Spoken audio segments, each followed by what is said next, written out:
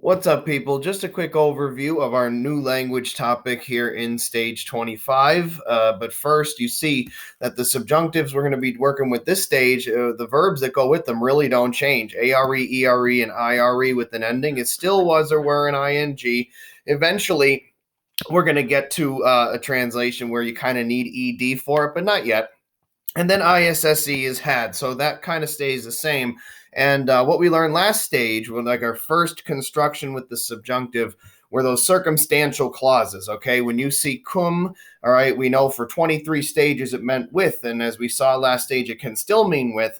But now it's almost like these subjunctive forms, the AREs, EREs, and IREs, as well as the ISSEs, kind of like activate the translation when for that word cum. So that's what we learned last stage. This stage, we're learning a different construction with the subjunctive. Like we talked about, the subjunctive in Latin kind of just like has certain functions. It expresses certain things. And the first was the circumstance with cum. Here we have indirect questions. And indirect questions are kind of exactly what the term indirect question says. All right, the subjunctive mood is used to express questions which are referred to but not asked directly. So let me show you what this looks like right from the model sentences at the beginning of the stage. The first example is quid prope horium facis. Okay, that is a direct question. All right, and it means what are you doing near the barn? That's a direct question. It has a question word, and a quid means what, and then notice that it ends with a question mark. Now, an indirect question in Latin be known dixit quid prope horium faceret. Now, notice how that question kind of is asked indirectly. He did not say what he was doing near the barn. So still, question word, like quid means what, but no question mark at the end. This is not a question per se. You're just referring to the question, what are you doing near the barn? And we use the subjunctive to express it. So when you say he did not say what he was doing near the barn, you're referring to the question, what are you doing near the barn? But you're not directly asking it.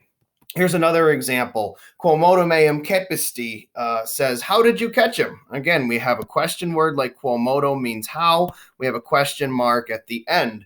But, all right, we see in the indirect version, miles explicavit quo modo eam cepisset, all right, that the soldier explained how he had caught him. So again, question word quo modo means how, but no exclamation, or excuse me, no question mark at the end. Instead, we use a subjunctive verb here, which kind of tells us that this whole part, quomodo eum cepisset, all right, refers to this direct question, how did you catch him? The soldier explained how he had caught him.